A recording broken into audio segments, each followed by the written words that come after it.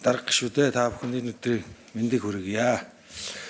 Өнөөдөр Монгол улсын ирээдүй болсон хүүхэд залуучуудын эрүүл мэнд аюулгүй байдлыг хамгаалах асуудлын хүрээнд боловсруулсан сургуулийн орчны эрүүл мэнд аюулгүй байдлын тухай хуулийн төслийг танилцуулж байна. Уг хуулийн төслийн бодлогын зорилттой уялдсан байдлыг авч үзэхэд Монгол улс 2050 он гэхэд эрүүл насжилтаар бүс нутагтаа тэргүүлэх 10 улсын нэг болох зорилтыг дэвшүүлсэн. Энэ зорилгод хүрэхийн тулд бид иргэдийнхээ эрүүл насжилтыг дор хаяж 6 насаар нэмэгдүүлэх шаардлагатай. Энэ зорилгын суурь нь хүүхэд нас юм а. Монгол улсын үндсэн хуулийн 16 дугаар зүйл эрүүл аюулгүй орчинд амьдрах, эрүүл мэндийг хамгаалуулах, сурч боловсрох эрхийг баталгаажуулсан. Гэвч бодит байдал дээр эдгээр эрхүү сургуулийн орчинд бүрэн хангагдаж чадахгүй байна. Мөн Монгол улсын урт хугацааны хөгжлийн бодлогод эрүүл зөв дадалтай иргэнийг багаас нь төлөвшүүлэх гэж тодорхой заасан. Ийм сургууль бол зөвхөн мэдлэг олох газар бус эрүүл амьдралын хэв маяг аюулгүй зан үйл төлөвшүүлэх үндсэн орчин байх ёстой. Өнөөгийн бодит нөхцөл байдлыг авч үзэхэд манай улс 1.3 сая хүүхэд багчуудтай. Өөрөөр хэлбэл нийт хүн амын 36.2%-ийг 0-ос 17 насныхын эзэлж байгаа юм.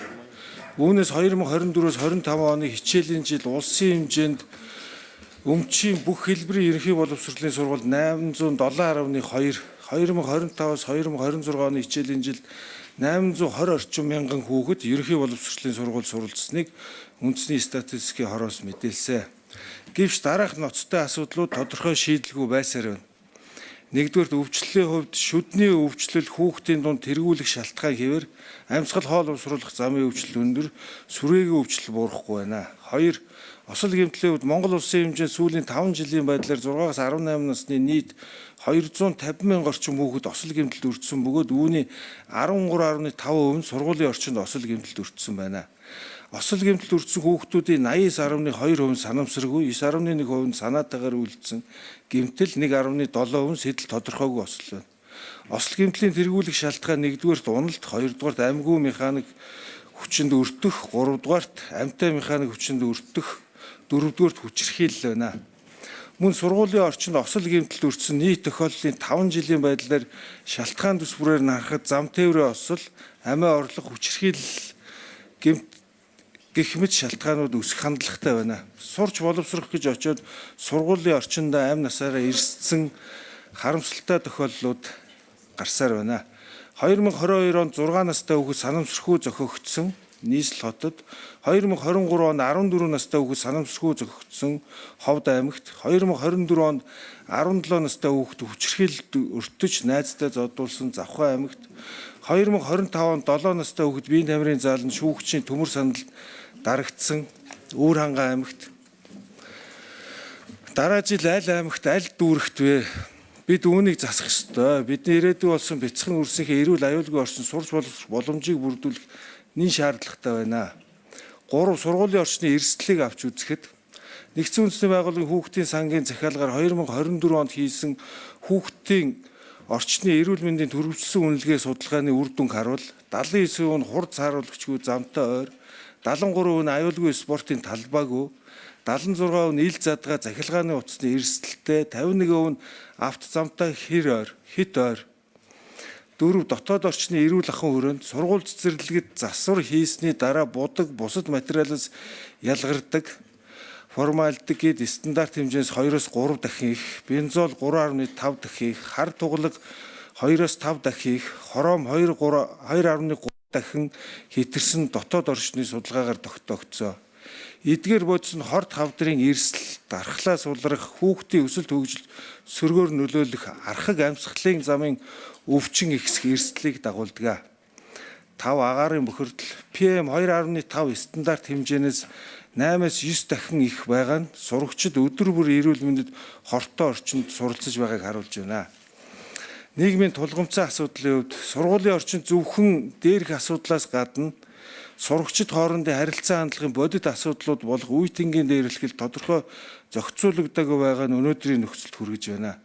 Сургуулийн орчны осол гэмтлийн тэргүүлэх шалтгааны 4-р хүчирхийлэл, дээрлэхэлтээс үүдэлтэй гэмтэл бэртэл, 4 нас баралтын нэг нь үе тэнгийн дээрлэлтээс үүдэлтэй байгаа нь нийгмийн тулгымцсан асуудал болоод байна. Үе тэнгийн дээрлэлт зөвхөн бие махбодын хүчирхийллээр хязгаарлагдахгүй сэтгэл зүйн дарамт, доромжлол, гадуурхалт, мөн захим орчинд дарамт зэрэг олон хэлбэрээр илэрдэг. Бид гэмтсэн бэртсэн нас баралтын тоогоор илэрхийлж чадахч хүүхдийн сэтгэл зүйн дарамт айц түгшүүрийг тэр бүр илэрхийлж арга хэмжээ авч чадахгүй байгаа юм а. Нөгөө талаас дээрлэхэгч хүүхдүүд өөрсдөө зан үйлийн доголд хүчирхийллийг зөвдөх хандлагатай болж ирээдүйд нийгэм цөрөг үйлдэл эргэн төлөвшөх эрсдлийг дагуулдаг. Ийм сургуулийн орчин үе тэнгийн дээрлэхэлтээс урдсан сэргийлэх, эрт илрүүлэх, сэтгэл зүйн зөвлөгөө, дэмжлэг үзүүлэх тогтолцоог бүрдүүлэх нь хүүхдийн эрх аюулгүй байдлыг хангах чухал арга хэмжээ юм а. Олон улсын туршлагуудыг харахад дэлхийн дахинд сургуулийн орчны эрүүл мэндийг системтэй шийдсэн туршлага бий. Жишээлбэл Дэлхийн эрүүл мэндийн байгууллага эрүүл мэндийг дэмжих сургууль хөтөлбөр хэрэгжүүлдэг. Уг хөтөлбөрт нь сургуулийг бүхэлд нь хамарсан бодлого, орчин үйлчлэгийн оролцоогоор дамжуулан хүүхэд болон хамт олонны эрүүл мэнд сайн сайхан байдлыг дэмжих цогц хөтөлбөр юм а. Нэгдсэн үндэсний байгууллагын хүүхдийн сан, хүүхдийн аюулгүй орчны стандартыг тодорхойлсон. Хүүхдийн аюулгүй орчин гэдэг нь хүүхдийн аливаа эрсдлээс хамгаалж эрүүл аюулгүй хөгжих, суралцах, сэтгэл зүйн дэмжлэг авах нөхцөлийг бүрдүүлсэн орчин хэмээн тодорхойлсон. Монгол улс эдгээр сайн туршлагыг нутагшуулах шаардлагатай байна.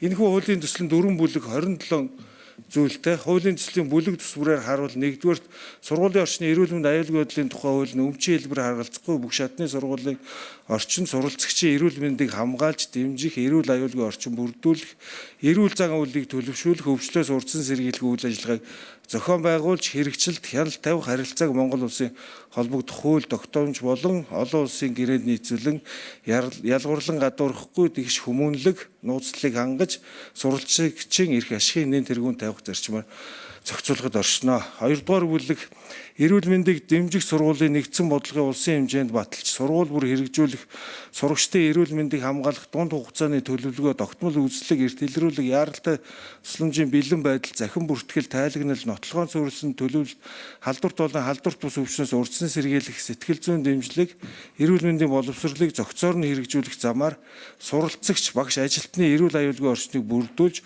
хүүхдийн эрүүл мэндийн системтэй хамгаалах эрх зүйн үнцийг бүрдүүлэх чиглэлнэ. 3 дугаар бүлэгт боловсролын асуудал эрхэлсэн засгийн газрын гишүүн 4 жил тутам үндэсний төлөвлөгөө баталж орон нутаг жил бүр хэрэгжүүл сургууль өөрийн төвчний төлөвлөгөөг боловсруулан хэрэгжүүлэх шатлсан тогтолцоогоор сургуулийн орчны осол гэмтлээс урдсан сэргийлэх, гамшигын үеийн анхан шатны чадвар олгох, сэтгэл зүйн болон нөхөн сэргийлэх дэмжлэг үзүүлэх, орчны аюулгүй байдал, эрүүл ахуйн стандартыг хангах, хариуцлагын тогтолцоог тодорхой болгох замаар сурвалжлагчийн аймнаас эрүүл мэндийг хамгаалах, эрсдлийг бууруулах, эрүүл зан үйл цогц орчныг бүрдүүлэхэд чиглэнэ.